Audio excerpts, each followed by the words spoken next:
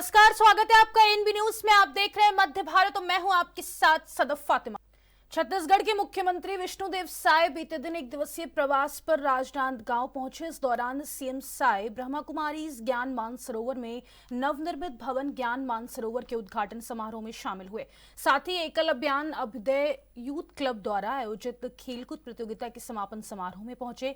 वहीं सीएम साय ने मीडिया से चर्चा करते हुए कहा कि एकल अभियान अभ्युदय यूथ क्लब द्वारा खेलकूद प्रतियोगिता का आयोजन किया गया था, जिसमें प्रदेश भर के खिलाड़ी बच्चों ने हिस्सा लिया है। एकल अभियान अभ्युदय यूथ क्लब मुख्य का उद्देश्य सुंदर वनांचल क्षेत्र में जहां शिक्षा पहुंच नहीं पाई है, वहां तक शिक्षा पहुंचाना है।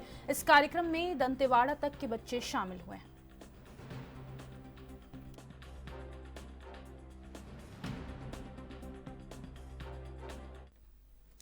मध्य प्रदेश के बुदनी के ग्राम बगबाड़ा में बीती शाम को ट्रैक्टर पलटने से चालक की मौत हो गई। दरअसल बुदनी थाना क्षेत्र के ग्राम बगबाड़ा के पुराने रेशम केंद्र पर 30 वर्षीय मालखेड़ी नर्मदापुरम निवासी जयमंडल जंगल में कटाई का काम कर रहा था।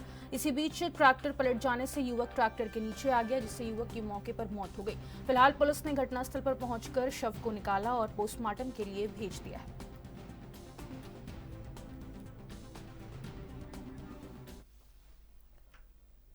पूर्व मंत्री अमरजीत भगत के करीबी अटल यादव सहित 13 लोगों के खिलाफ एफआईआर दर्ज की गई है। धोखाधड़ी 420 सहित अन्य 5 धाराओं के तहत मामला दर्ज किया गया। फर्जी तरीके से 498 एकड़ शासकीय भूमि के नाम पर 3.56 करोड़ फर्जी ऋण निकालने का मामला है, जहां सहकारी बैंक कमलेश्वरपुर से लोन निकालने का मामला सामने आया है।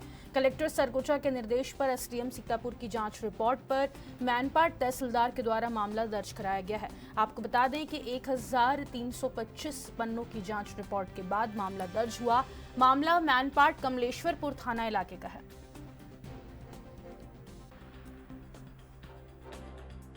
थाना कमलेश्वरपुर मैनपाट में एक 420 का जो है एफआईआर किया गया है। उसमें तहसीलदार कमलेश्वरपुर के द्वारा विधिवत जांच की गई।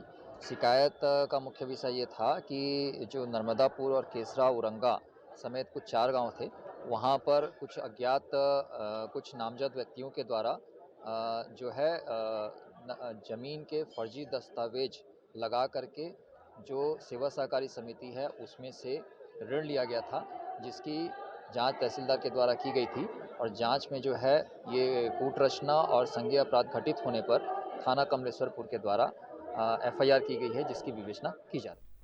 बलौदाबाजार पुलिस ने जिले में नकली नोट छापकर उसे खपाने वाले गिरोह का पर्दाफाश किया है। पुलिस ने 2 जालसाजों को गिरफ्तार किया है। बताया जा रहा है कि पुलिस द्वारा दोनों आरोपियों को लवन बाजार जिला सहकारी बैंक के पीछे खंडर में दबिश देकर पकड़ा गया। आरोपियों के पास से पुलिस ने 2,32,400 रुपए के नकली नोट सहित नोट छापने वाले उपकरणों को भी जब्त किया है। मामले में एक आरोपी फरार है, जिसकी तलाश जारी है।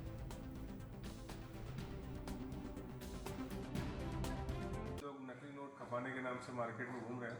वहाँ जाके जब उन्हें पकड़ा गया, उन्हें थाने लेके आए, जब पूछताछ की गई तो उन्होंने बताया कि उसके पास लगभग 6400 रुपये उसमें बरामद हुए थे। उसमें उनसे गहन पूछताछ की गई अपराध पंजीबद्ध करने के बाद।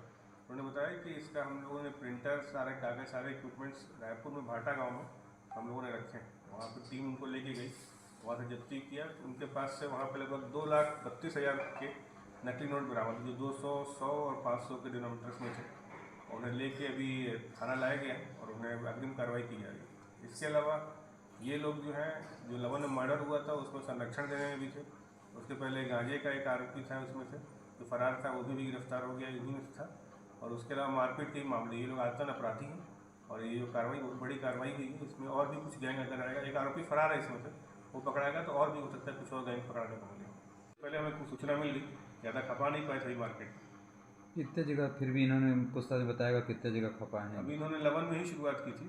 इन्होंने जल्दी ही कुछ दिनों पहले ही शुरुआत इन्होंने की थी रायपुर में भाटा गांव में। यहाँ प्रिंटर उंटर से आप लोगों को जो डेमो दिखाएंगे, तो यहाँ लवन में ही शुरुआत की थी, कुछ जगह किए थे, उसके बाद जल्दी ही पकड़ा दिए। सर एक आध दुकान से कोई नकली नोट पकड़ा है?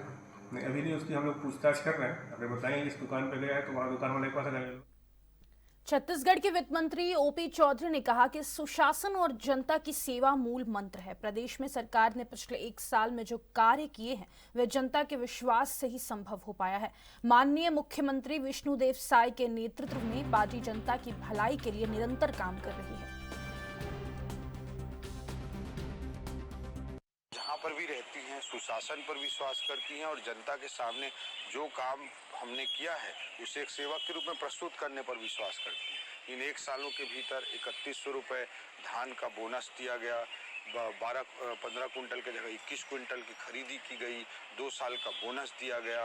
महतारी वंदन योजना रेगुलर आबाद गति से छत्तीसगढ़ की 70 लाख माताओं बहनों के लिए लगातार संचालित है। 9 लाख से अधिक आवासहीन गरीबों को आवास का किस्त जारी हो चुका है, उनका आवास बनने का काम चालू हो चुका है।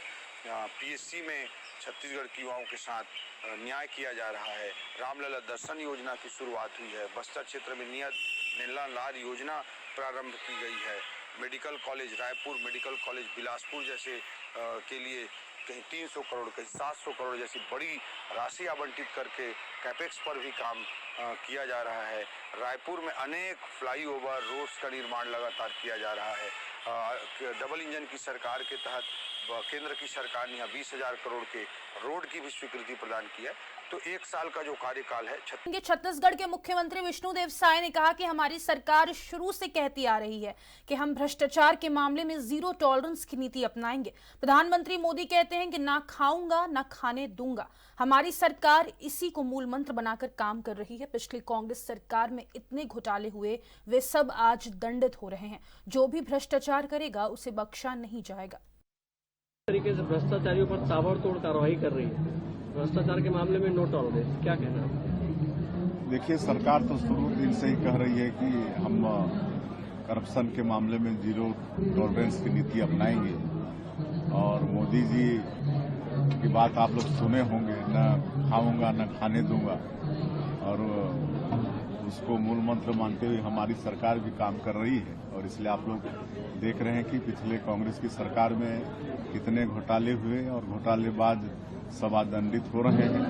पीएससी में भी घोटाला हुआ, उसके भी दोषीदार दंडित हो रहे हैं। तो यहाँ कोई भी जो भ्रष्टाचार करेगा वो बख्शा नहीं जाएगा। धान खरीदी में विलम्ब हो रहा है, बड़ा संबंध नहीं, धान खरीदी में कोई विलम्ब नहीं हो रहा है। और जो एक गतिरोध था उठाव में, वो भी दूर हो गया है। कल से उठाव भी प्रारंभ हो जाएगा। विपक्ष का आरोप है कि छत्तीसगढ़ सरकार को दिल्ली में बैठे भाजपा के नेता चला रहे हैं। इस बारे में क्या कहना है?